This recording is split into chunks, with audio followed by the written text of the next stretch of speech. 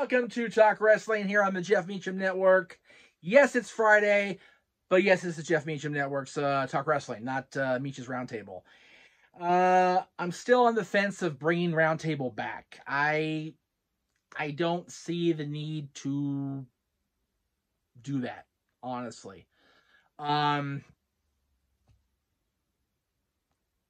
It's becoming a complication of things to get people together, so we'll see how that plays out. But that's not why we're here today. Today, we are the last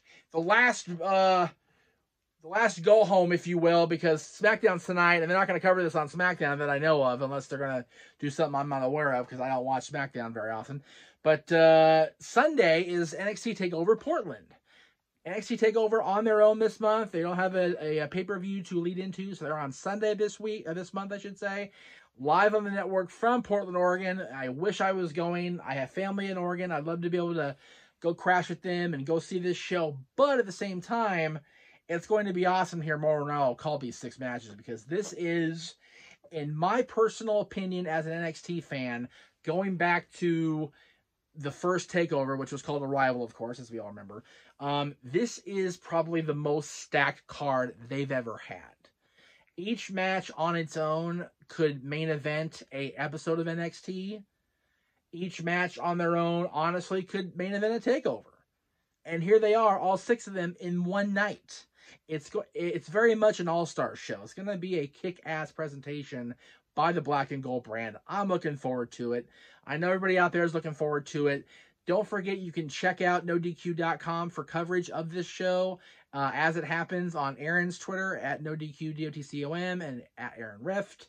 And the entire Aftermatch team will be covering it on Twitter as well. And I dare say that after the show, if not immediately after, but soon after, the Aftermatch team will have their live recaps. So please check them out, support them, subscribe to them at Aftermatch Wrestling.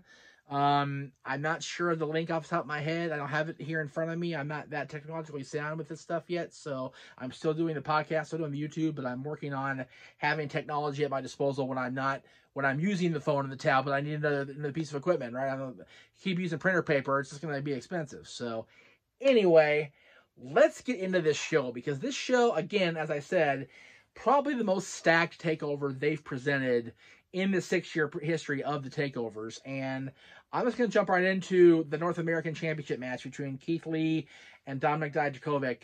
Again, these guys have been beefing and building for what seems like an eternity, but it's really only been a few months. And they have a long-standing conflict. They've each had victories over the other. They put aside their beef for the common good over Survivor Series weekend and going into War Games. But here we are, it's February 2020, and Keith Lee has gold, and Dominik Dijakovic wants it. So it's going to be really, really cool to see these guys tear the house down. They may even open the show, which would be really, really cool to see this match open the show and really get things cooking with gas as we start out. As far as a prediction goes, I'm going to have to go with Keith Lee. I will bask in his glory for this night because they just put the championship on him. So I don't necessarily believe they're going to have it be dropped to Dominik this soon into the reign. If it had been earlier, if it had been later into his reign, if these two were meeting maybe in Tampa over WrestleMania weekend, I could see a title change happening. But this soon into the game, I don't think Keith Lee is going to lose the championship. I think we're going to see a retention here. But it will be, like every other match on this show, a match of the year candidate. The tag team champion, let's take that back. Tegan Nox and Dakota Kai. And not to toot the proverbial horn here a little bit, but as I get an itch on my foot, sorry. Toot toot, as Arn Anderson would say. I said this feud belongs on TakeOver, not on NXT TV. Yes, they built it on TV, and that's fine, but this match really needs a TakeOver atmosphere, really needs a TakeOver presentation. These two women are the ultimate grudge match. I think, honestly, this is the best grudge match of the night. This is the most personal rivalry of the night, in my humble little ginger opinion. I mean, yes, you have Gargano and Balor, and we'll get to them momentarily, but these two women were, you know, like sisters in storyline context, and Dakota Kai completely chucked that aside for personal glory, personal gain, and left Tegan Nox basically for dead inside that little holding cell, if you will, at War Games. And these two have been on a collision course ever since. And I love the fact that it's taken this long to build to this. I love that it's been a 3.5 month build. I think that's December, 3-month build, excuse me. You don't see this anymore. This is why NXT is my favorite brand of wrestling out there, period. And I say that because WWE built their storylines over 4 weeks, or even less, going from show to show, pay-per-view to pay-per-view. The NWA, it looks like now they're going to be every month, so they're building in 4 weeks. And they tape their stuff 2 months in advance, you know, for a good chunk of it. I'm not discounting that strategy. That's great. That's smart strategery, if you will, on the NWA's part. They get all their stuff done. You know, they book for cheap, and not for cheap, but they book more into their time, and they get more accomplished. NXT, they have a live show they have to produce every single week now. So, and they still built this entire feud on television since War Games. And it's built, and it's built, and it's built, and boom, here comes the payoff. I miss that about wrestling.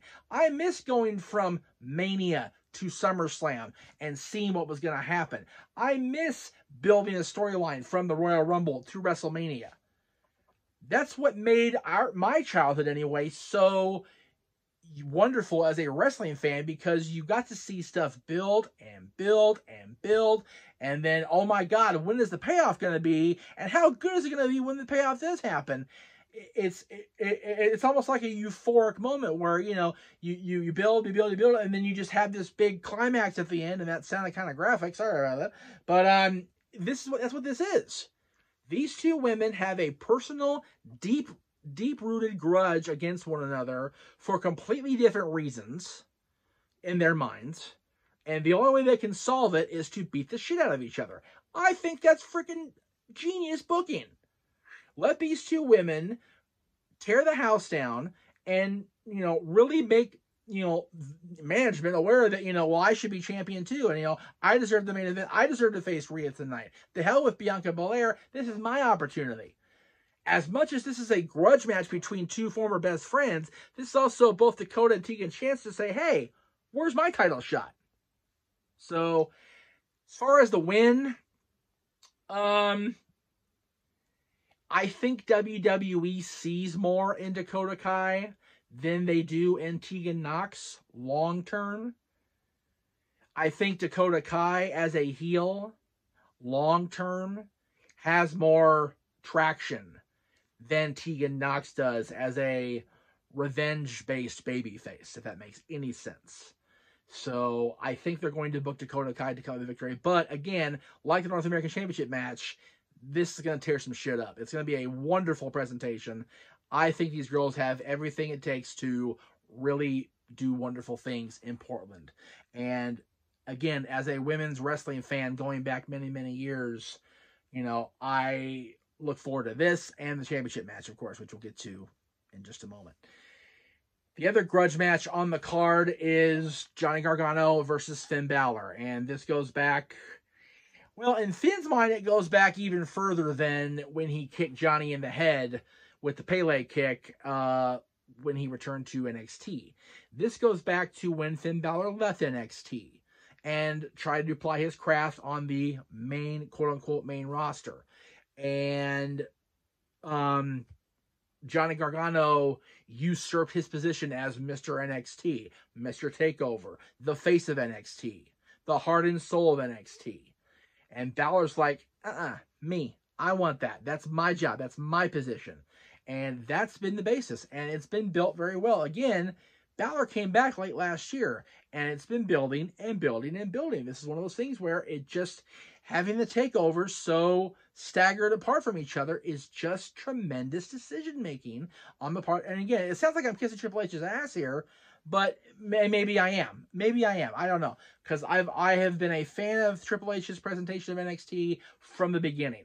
I think that these two guys have been a huge component of that. Gargano and Balor both really personify what NXT has been about the last 8.5 years.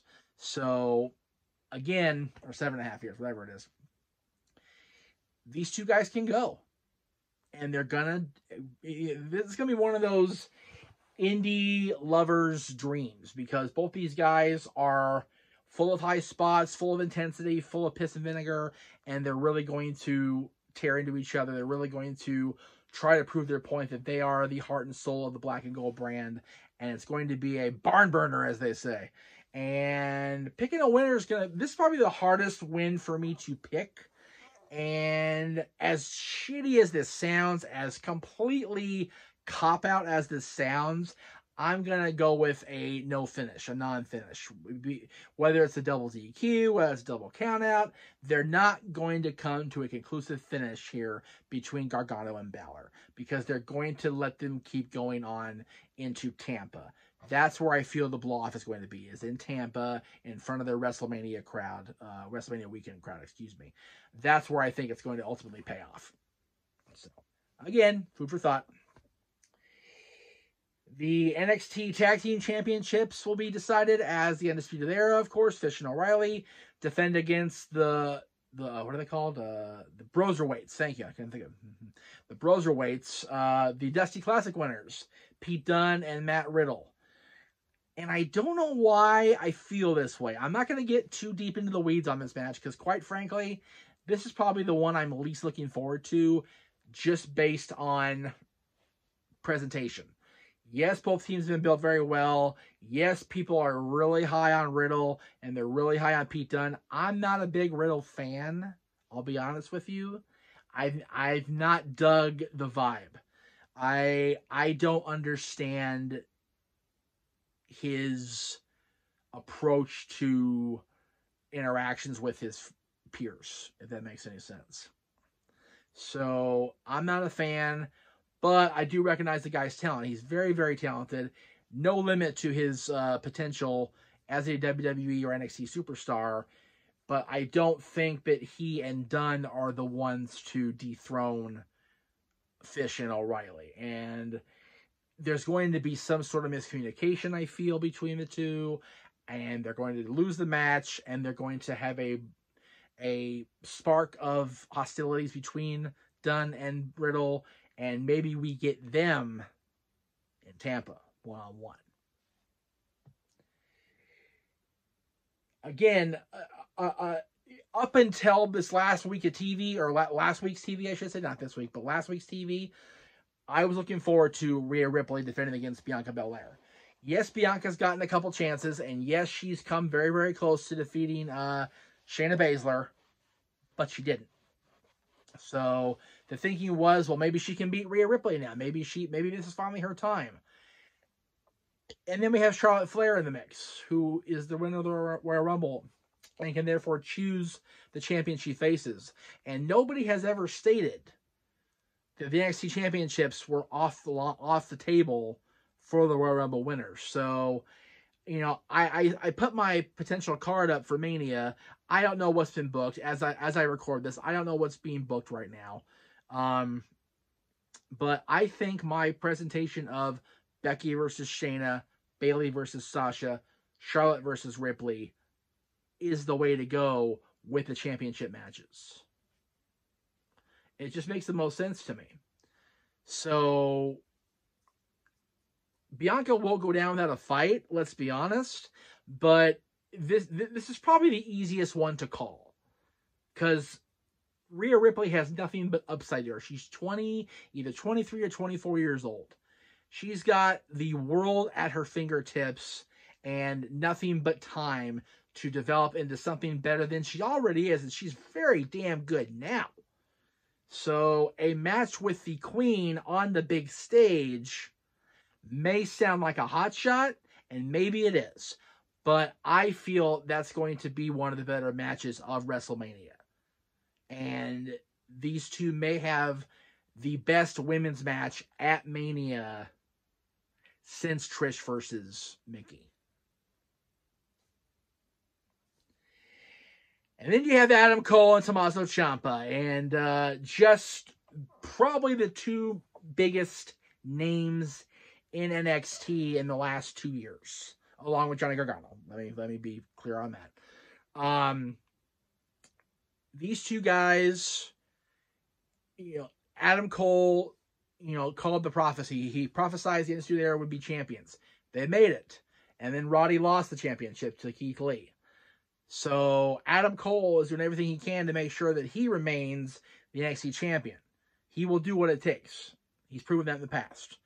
And then you have the Blackheart, Tommaso Ciampa, who is he just hit a horrible snag, hurting his neck like he did over the course of his career, that he had to take the time off or it would have been worse. And that really had the potential to kill his momentum, and instead he came back better than ever, kicked major ass in War Games, and he's just been on a tear ever since. And these two guys both have the technical skills, and they both have the shenanigans skills as far as the brawling and the inappropriate tactics. These guys are really, really both well-rounded. Tommaso Ciampa calls himself the best sports entertainer of all time. It's hard to disagree with that assessment. And yes, there's been better this and better that, but Tommaso Ciampa is one of those complete package guys, as is Adam Cole. These guys both are probably the two best NXT champions in the last 2-3 years. So, picking a winner is, again, difficult. But I dare say that it's probably going to be Cole retaining, just so we can get a marquee match out of maybe Cole versus Finn Balor, or Cole versus,